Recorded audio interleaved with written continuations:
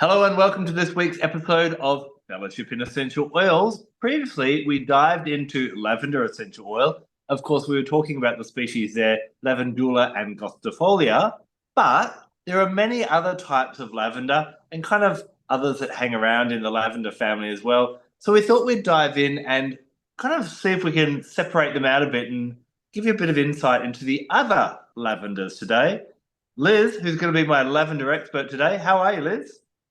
I'm all right. Well, I've had a bit of a breakout this week. I've had a problem with my skin. I had an allergic reaction. So I thought I would distract everybody with some lavender, but apologies for the state of my skin.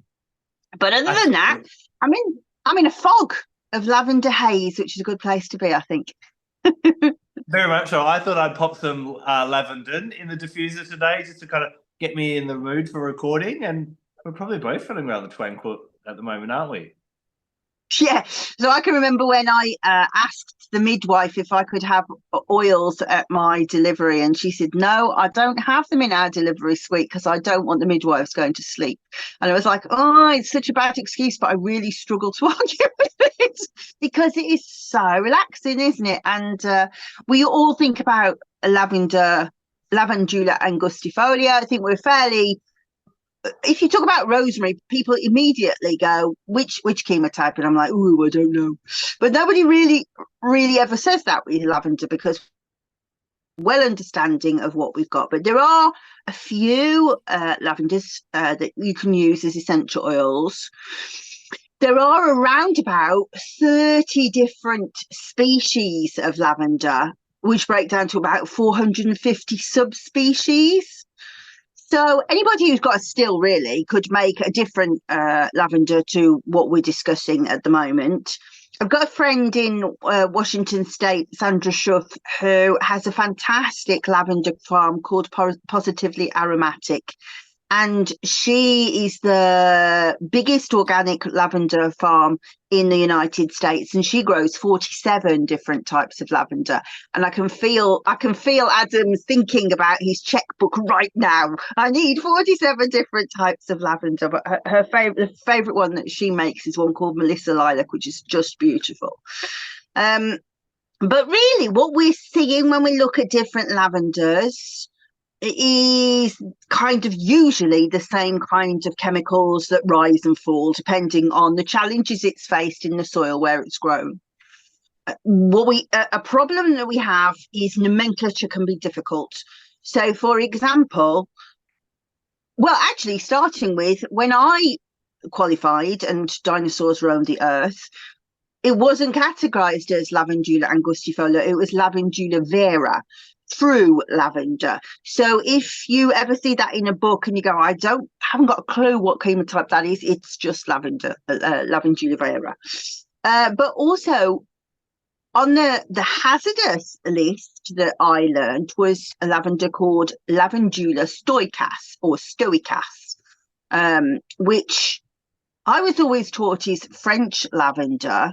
But when you look in Tisserand, he puts it as Spanish lavender. So this is why it's important to always look at the Latin name to work out, okay, which one are we looking at? So Lavandula stoechas, to reiterate, is classed as a hazardous essential oil, mainly if you're pregnant, to be honest.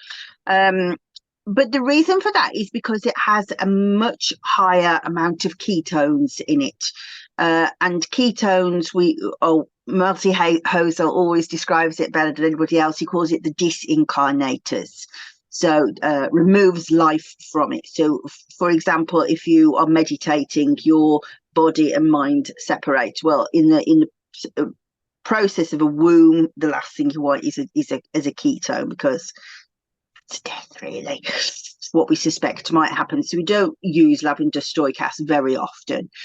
What you would imagine to see if you were in the garden, if you were thinking about lavenders, I think what we usually buy it in the garden centres here, it's called papillon. So it's got little tufts like butterfly tufts on the top, so it's got quite a substantial flower and then butterfly tufts on the top. It's very, very pretty, but that's not really the essential oil that you want to go for.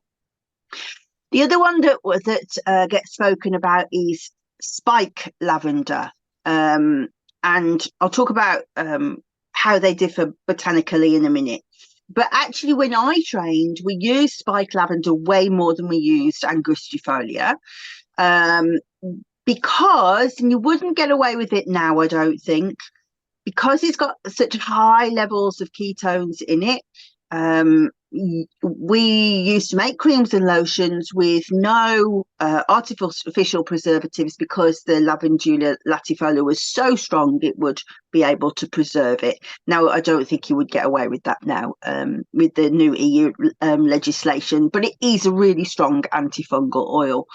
The only problem that you have with a spike lavender is, because of this sort of higher level of ketones, can produce headaches. It can also give you sort of leg cramps if you use it too much, not just like for the sake of it, but if you use it a lot. And I have had times in my life where it's the one that we always had most of in the house, because obviously we produced the creams and lotions, so that was the one we used. And I have become quite sensitized to it over the time. When you smell, it's Lavandula latifolia, spike lavender. It's got kind of a camphorous scent to it. It's quite sharp, clinical, not as lavendery as lavender, even though it's like the strongest kind of lavender that I smelt. It's got more of a herbal scent. So if you're doing kind of perfumery and you want that green herbaceous scent, then spike lavender is wonderful.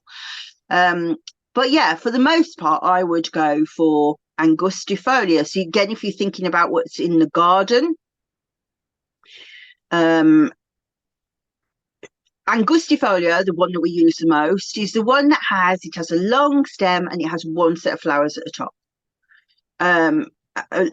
Latifolia grows and branches out and has many different flowers over it, so it actually looks prettier actually to look at, because there's more flowers, but it's not growing so much. And if you I was taught something and I was taught it incorrectly, and when I was doing the research I was like, okay, this makes sense now.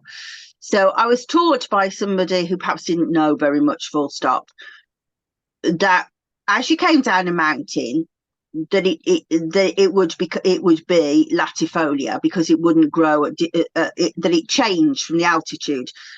The person was not a native English speaker, and I think they understood incorrectly, because now I know the fact. I'm like, okay, that's where she's got it from. So naturally, latifolia grows up to 800 feet. And then angustifolia thrives above 800 feet. So when you're seeing them on the mountains, they haven't changed species. They've just been planted differently. So latifolia grows better at the bottom of the mountain, and angustifolia grows better at the top. And so then you'll get things like high alpine lavender, which is just so vibrantly beautiful and tranquil. Again, all you're really seeing for the most part between these ones, especially with varieties of angustifolia, is different levels of lineal acetate, and linalool. And if anybody doesn't know, one develops from the other. So essentially they are the same chemical. So lineal acetate ages, metabolizes, and becomes linalool. And then you might also see lavender 4042, which is basically, it is a lavender, and then they've added more lineal acetate, more linalool to it in a ratio of 40%, 42%, so that you get that. It's very, very relaxing. It's been tampered with, it's been adulterated, but it's probably clinically the most stable that you can use, and it smells almost the most lavendery. I would say Lavandin smells the most lavendery, because Lavandin is I think sometimes it's intermedia hybrida when you write it down, but sometimes I think you see it as grosso, and it's a chemotype that's a blend of or a hybrid, sorry, of angustifolia and latifolia brought together, so that you get the higher levels, and you get a small camphoraceousness of the latifolia coming through. I think I've covered most of them there. And I think that was one of my questions about Lavandin. So is Lavandin actually a species of lavender, or is it? Yeah, it is. Yeah, so it's Lavender intermedia hybrida. So it's a cross. So like in the same way that people breed roses and they take the best quality. You know, I don't want too many thorns, and I want it to be very fragrant, and I want it to be bright coloured. And they grow them, they hybridize them, cross pollinate them. That's what Lavandin is. It is a cross pollination of two lavender species. When you see it written down, though, it is classified separately, but it is two lavenders joined together, so it is a kind of lavender. Yeah. Now, research has found that up to 70% of what's sold around the world as lavender is actually not lavender. It can either be another plant or it could be made in a laboratory. But lavandin is often kind of used as an adulteration of lavender, isn't it? And can there be any concerns about that when we're using it on our bodies? I wouldn't be concerned about it, I have to say. Um, it depends what it's been adulterated with. If it's been adulterated with lavandin, that's mainly to make it smell more lavendery. And the difficulty that you've got is if you pick up a bottle of oil and you go, you want it to smell like lavender. And if it's grown somewhere where, remember that the chemistry changes every single year based on the challenges that the plant has had. So, but also based on the soil. So if it naturally doesn't smell that lavendery, you've got a product you can't sell. And it happens with rose oils as well, that they are blended together, like a master perfumer at the end brings together all the distillations and goes, right, what does the perfect distillation smell like, and blends a bit from that distillation, a bit from that distillation. And so that's how you're getting the lavandin adulteration, but it's not really an adulteration. There are other adulterants that would be more concerning to me, but don't ask me what those were. I wouldn't know until I'd seen them. I will put a little flag in a comment that you made there that if you are buying ongoingly from the same company year after year after year, if you get an oil and you're like, oh, it doesn't smell like the last one I bought, that's probably a good sign in a way, because as you said, Mother Nature, she won't. The seasons are not the same every year, and it's like every year of our life is not the same. And so you will see those slight fluctuations in aroma and so on. And many companies will, like you said, try and blend to kind of keep it relatively the same. But it's likely that your eucalyptus or your lavender or something that you got last year might be different this year because there's less rainfall, the temperatures were hotter, or so on. Yeah, and I mean, there's a couple of fascinating things this year. I've noticed that there's been an outpouring of concern on social media saying about the UK, whether it's happened in other countries, where are all the bees? I can't see any bees on the lavender. Now, one thing to state is actually honeybees don't like the lavender that much. Only about there was a study done by Brighton University about 6 years ago. Only about 5% of the pollinators that visited lavender bushes were honeybees. It's the carder bees, the bumblebees, etc., etc. And everybody was like, well, where's all the bees going? I'm really, really concerned. And of course, they're tapping into the narrative that bees are endangered. Honeybees are not, but other bees are. And so everybody's going, that's very scary. But when you've got a garden like mine, you're able to kind of look and go, well, are there less bees? Sorry, bad English. Are there fewer bees? And the answer to that was no. They just decided they weren't going on the lavender bush for whatever reason. And I think that potentially the chemistry had changed because we had so much rain in the spring. Potentially, it hadn't made whatever the chemical that they wanted. I would imagine it's linear acetate. There were other, and maybe that meant it wasn't producing that much nectar for them. There were lots of bees about, but for whatever reason, that people were absolutely correct that they were not on the lavender. So that was a very interesting thing to watch. And for somebody that obviously studies bees a lot, I do know that more recently, people will say, well, rapeseed is a terrible crop. even pollinators don't like it. There are some bees who have adapted and said, actually, we don't really like the roses so much, and they've adapted to go onto brassica species and to go onto the rapeseed because it's in such huge amounts. Their whole like species line has adapted. Potentially that's what we're seeing again, that the bees have said something's happening to the lavender, not so interested in it, the chemistry changes, let's go elsewhere. And in my garden, for sure, it's meadow sweet. It's absolutely covered with them this year. It's always very busy, but this year, hundreds and hundreds of them. So they adapt, don't they?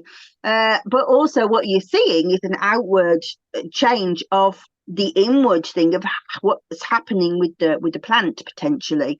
And so it'll be interesting to see what next year's lavender smells like. I think that it may smell slightly different.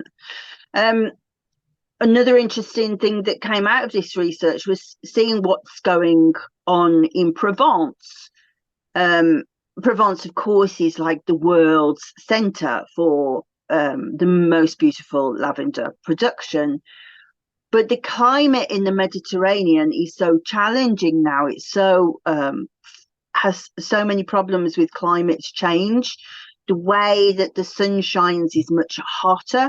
I know that in Greece, by 80 years' time, it's expected to be 7 degrees hotter. So that's enormously hotter than it would be. Our rain has definitely changed. So around Provence, for example, when I was a little girl, you'll be expecting it would to be about 30 degrees. It's about 40 degrees, and it doesn't rain for a very long time. And when it does rain, it's very sporadic. But it doesn't last long enough to soak the earth. So, of course, that's affecting the crops, and particularly it's affecting the lavender.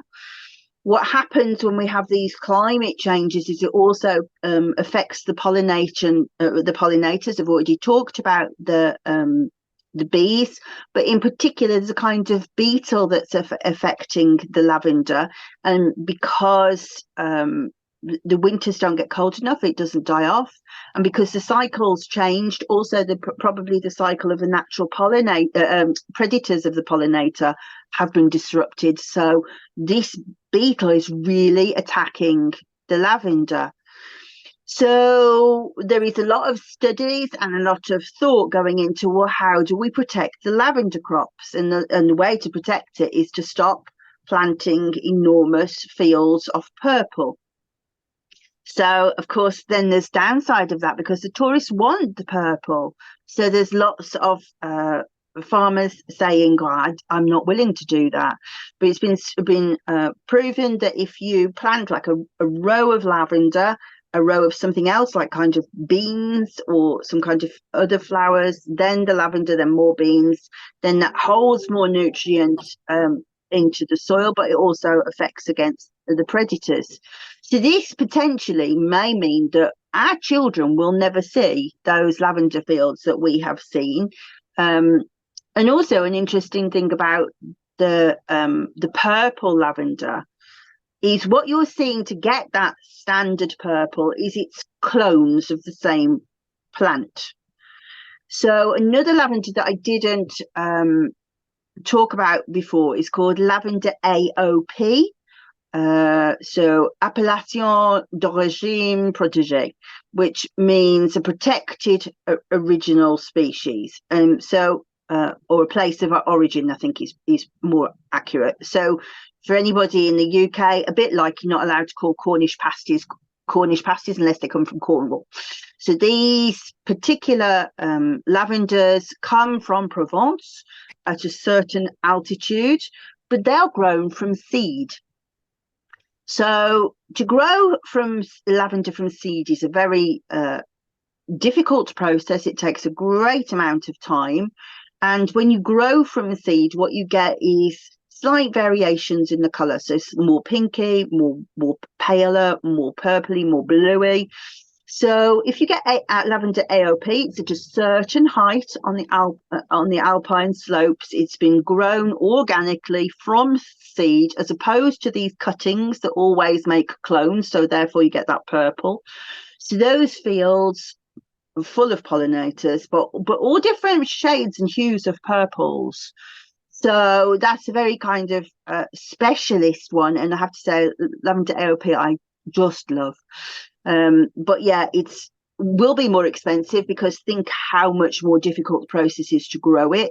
You know, you can get a cutting to be able to make seeds within 2 years, but a cutting to make flowers within 2 years, but as seeds you're looking at around about 6 years till you see a plant that's going to create flowers enough to make a essential oil. So let's see if we can separate the lavenders a little bit. So we've got our regular lavender, Lavandula angustifolia. But let's say that someone has spike lavender. They've got Lavandin, for example. Where would you reach for maybe the spike lavender? I know you're talking that's quite a good preservative if you're making skincare and that type of thing. But what about the Lavandin and the spike lavender? Where would you use them? Do we need them in our collection? No.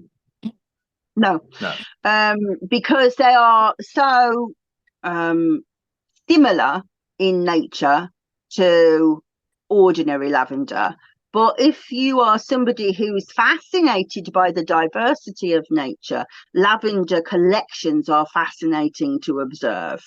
And I would also say, if you get the opportunity to have a look at Robert Tisserand's book, The Essential Oil Safety for Health Professionals, it's really interesting to go through the different chemotypes and go, okay, that one's got 40%, that one's got 30%, that one's got a bit of phenchonin, because what you're seeing is just the climate, and it's really interesting to observe. But lavender is lavender really, to be honest, in that situation, apart from lavender Stoechas.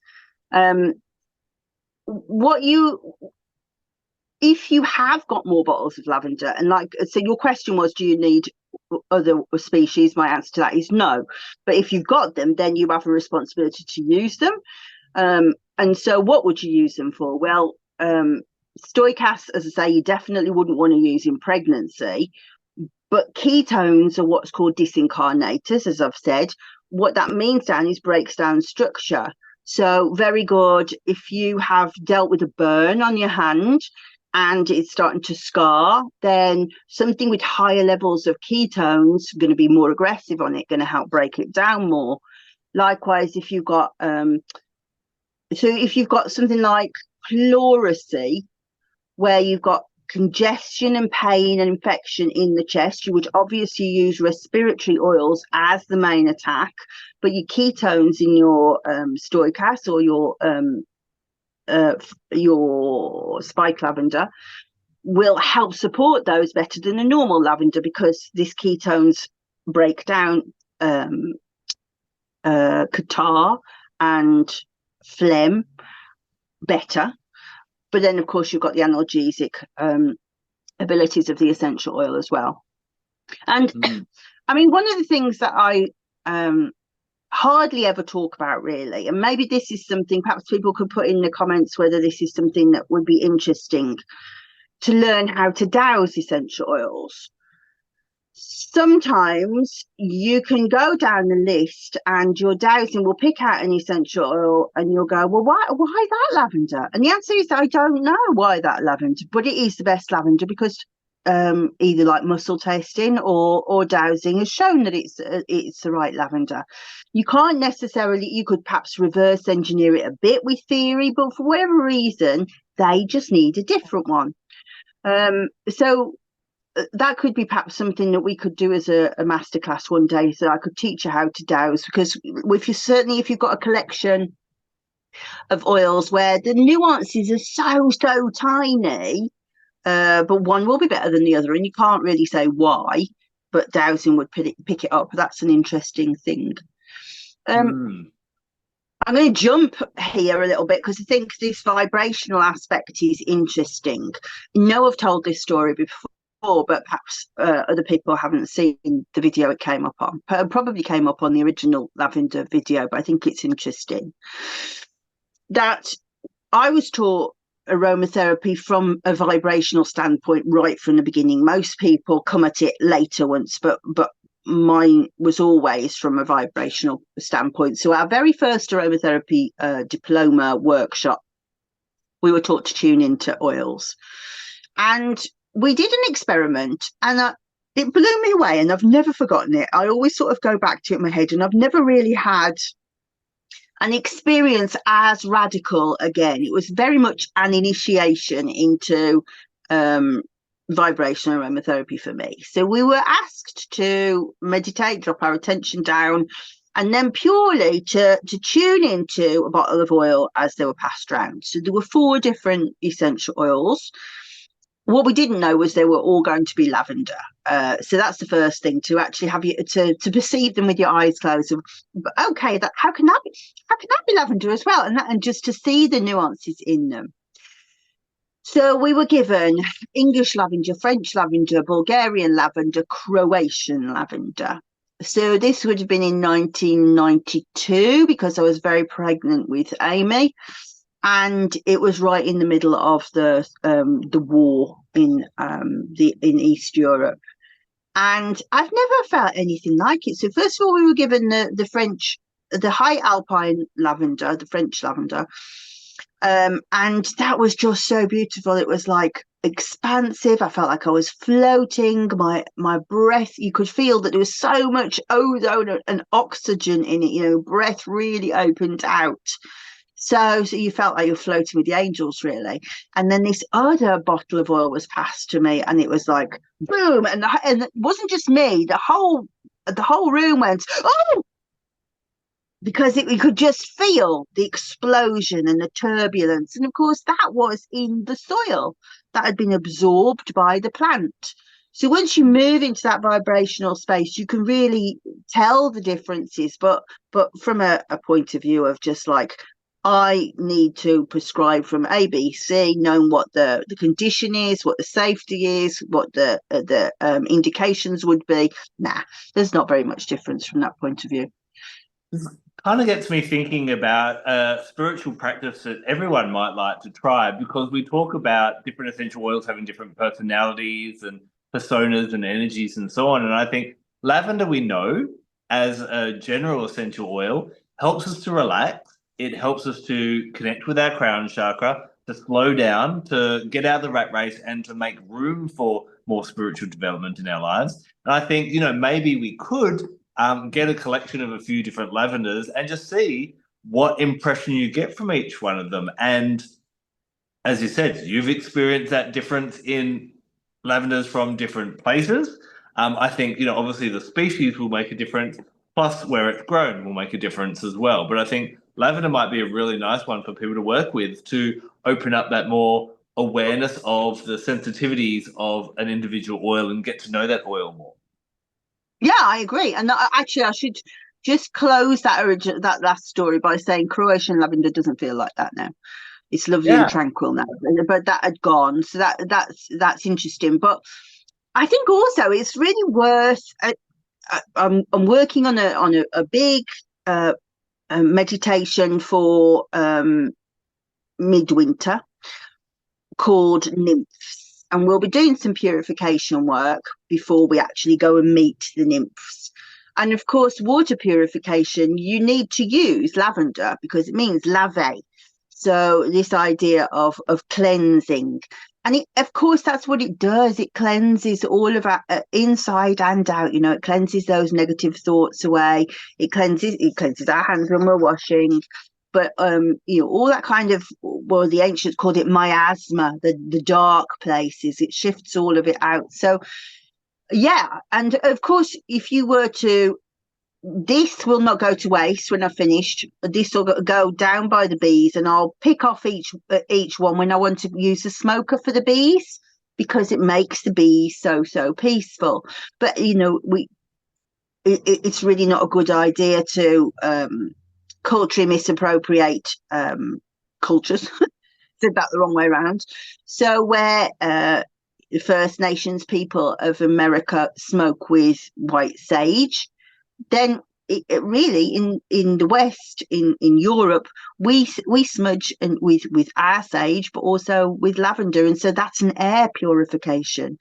So yeah, those nuances are kind of get lost, but definitely they are there as spiritual practices. We've talked a lot about European lavenders, but I'm going to be a little bit selfish for a moment. Lavender angustifolia is grown quite often in the southern parts of Australia. I should be the one who knows more about it, but I don't. But we do have a good friend who comes on the show occasionally, Debbie Atterbury, I should say. And she's a specialist in Australian essential oils, including foreign plants that have then immigrated to Australia. And lavender was one of the first plants on the first fleets that came to Australia and were cultivated back in 1780s and so on. I know you've had a conversation with her about Australian or Tasmanian lavender. Anything you remember from that conversation?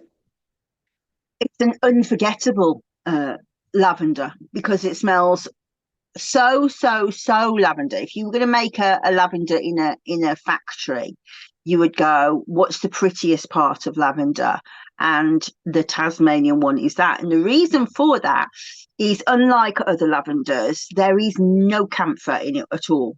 So it's the only one I've ever come across without any camphor in. So it doesn't have that camphoraceous kind of clinical herbaceous smell, and so therefore it's so gentle. It's the most benign, beautiful oil I have ever come across. Really, it's really beautiful. And yeah, if anybody wants to get it, I can put you in touch with Deb, and she'll be happy to send some, because I know it's actually made by the indigenous people of Tasmania. Can't remember what their tribal name is, but it is made by them from their original crops, and it's done with their traditional methods of distillation as well. So it's a very good thing to try and support those endeavours if you can. So if you do want to, and actually any of the like Australian oils that you're struggling to get in touch with, Deb's the person to get to talk to, because she's got great relationships with all of these suppliers, and hopefully over the years we've persuaded you to watch her Aromatica conference as well. But yeah, she's got a great relationship with these indigenous people, the First Nations people there, who make this absolutely gorgeous oil. Let's just zoom in on that lack of camphor. So I was just reading her book, Australian Essential Oil Profiles, and she does list, camphor in there, and it just says trace, like less than 0.1%, 0.01%. How much camphor would we find in a European lavender, typically? Well, it just so happens that I have concealed about my person, she says. Let me just log in because it's logged itself out. We never talked about lavender absolute as well. So let's have a look. Bulgarian lavender. The camphor doesn't even come up on lavender. The French lavender, it probably comes up on spike lavender, I would have thought. These are very small amounts, but you definitely can smell it.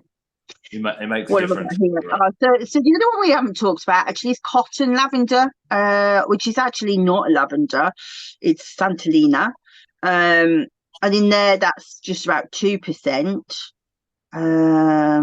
Spanish lavender, Spanish lavender Stoechas, the one I talked about, between 16.4 and 56.2, followed by 15 to 50% fenchol, and then about 10% 1/8 cineol. So as you can imagine, that doesn't even look like a lavender profile, really. You don't. Spike lavender, that's what I'm looking for. Spike lavender has between 10 and 23%. And also high levels of 1/8 cineol, 28 to 34.9. So as I was saying about like respiratory, I'd almost forgotten why, really, looking at that, because 1/8 cineol, that's really high. And the Lavandula angustifolia that's grown in Europe, how much camphor would be in that? Very little. Very little. Doesn't even make, it doesn't really. So Actually, there's a note here specifically, which I'm reading backwards. 1 second, we go to the right one. So, this is on Stoechas, so it's irrelevant. It's very little, but enough for you to be able to smell it. You can definitely pick it out. But that seems to be even more reduced in the Tasmanian lavender. It's barely there. You can't smell it at all. It's barely there. Yeah. Well, you mentioned a couple of things as you're skimming through those notes in that I am fascinated with. First of all, cotton lavender. What's this with cotton lavender? Okay, so cotton lavender is just like a slang. Doesn't even look like lavender in the garden. It looks a bit more, I think, like helichrysum when it's growing. But what it does have is that beautiful sort of greyish leaves and stalks. So, which is how it manages to deal with water stress. So anything that has kind of that grey leaves can cope with very, very little water. So and let me see if I can describe it. So lavender has like long stalks, and then it has these grey leaves that are almost like rosemary needles, doesn't it? Whereas cotton lavender looks very similar, but it's like got twisty leaves. But usually I think Santolina has yellow flowers, but otherwise it looks similar. But it's called cotton lavender, so there is a cotton lavender essential oil. So let me see if I can find where did I see it? See if I can find the summary. I know that Etienne's cat are starting to produce it in Catalonia next year. They're growing it at the moment. So it says in 2006, lavender cotton oil was placed on the IFRA list of prohibited materials due to insufficient safety data. It's high in artemisia ketone. So 30 to 45% artemisia ketone, 5 to 17.9% beta philandrine, 3.6 to 15% beta myrcene. So that doesn't look like a lavender at all. It clearly just looks like the lavender plant and is called lavender, cotton lavender in slang, but it's not a lavender. That's not. Another thing you mentioned was lavender absolute. This is not something I've heard of before either. We don't use it very much in therapy, but it's used in perfumery because it's very, very, very lavendery, but it's kind of got like a base note lavenderiness, I think. Let me see if I can find sorry, my computer doesn't click over very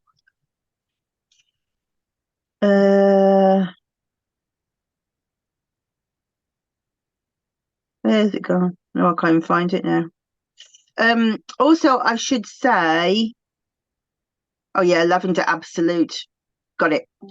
So made from the flowering tops. Very, very interesting chemistry. I've never noticed this before. It's only really got 4 constituents.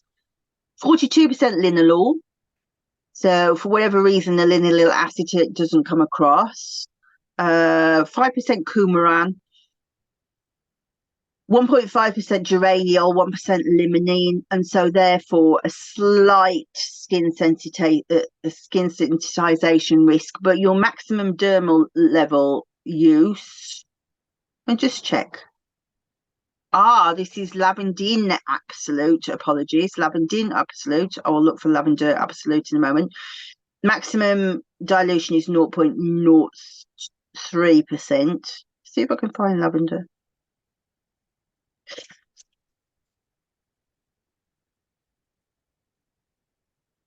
No, don't think I can. Oh no, I'm on it. Sorry, this is not very interesting watching, is it?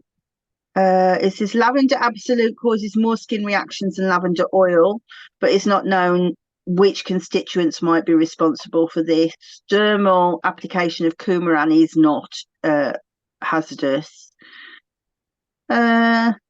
Okay, so this just looks like a lavender, funnily enough. So made from the flowering tops, linylyl acetate 44.7%, linalool 28%, coumarin 4.3%, 3.2% beta caryophyllene. So I must say massive thank you to Robert and Rodney for me flagrantly just giving away most of your book. But maximal dermal use is 0.1% of absolute. I just wanted to say, actually, so there are some more drug interactions that I wouldn't have thought of if I hadn't looked at that, to be honest, which is why everybody should have this book instantly. Lavandin and spike lavender, because of the spike lavender part in the lavandin, can cause drug interactions because of the ketones and the way that they're metabolized through the liver. And so if you're on blood thinning medications, or if you've got like a platelet clotting disorder, it would potentially, theoretically, impede blood clotting. What I have to say is regular viewers will know that I have dodgy blood, and I've never noticed a difference with my blood through using it. So any blood thing must be really, really small with it. But I would have thought it was theoretical rather than a big thing, but we should always be aware. So what I'd sum up from our discussion today is basically overall, most of the lavenders are pretty much the same for the physical benefit. They're going to help us deal with anxiety during the day. They're going to help us get a good night's rest a good night's sleep at night. But if you are interested, of course, I find that lavender works really well with the crown chakra. It does help with spiritual development by slowing us down so that we can actually open up more to, the more subtleties in life. And I think a set of lavenders from different countries and different species might be fun to have in your collection to allow you to start to see if you can tune into the subtleties of each lavender's energy and even its personality, and also to the subtleties of your own needs, and whether you use muscle testing, your own intuition, or whatever you devise to go, which lavender do I actually need, and really tune in to the lavender, how it works, and also how you work, and the relationship between the two. And I think it's worth reminding people that, the most spiritually developed colour is violet. Lavender comes just before that. So, that is real spiritual awareness. But I would say crown chakra is correct, but I would also say brow chakra. And if I were to give it like a planetary rulership, I would say Mercury, because of how it affects the thoughts and the processes, but also that it's muscle relaxing. Because it's very hard to stay stressed. It's very hard to stay negative. It's very hard to stay worried when you have the lavender around you. And I don't think it's accidental that it is the initiation oil of aromatherapy. Everybody comes through aromatherapy either through lavender or through tea tree. Because the effects are huge. People go, I really feel different. So I do think that if there were to be a plant that you would say, right, okay, and I do think that there's merits for anybody who's interested in aromatherapy to really understand and like work with the nuances of a plant. Lavender's a great one to do it with. And I would say if you're going to get any of them, get in touch with Deb about that Tasmanian one.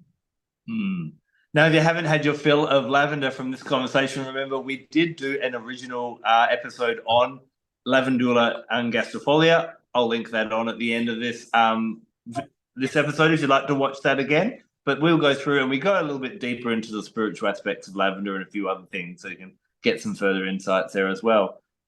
We've gone through a lot of lavenders and we've touched on a whole range of different things. Is there anything we've missed out, Liz?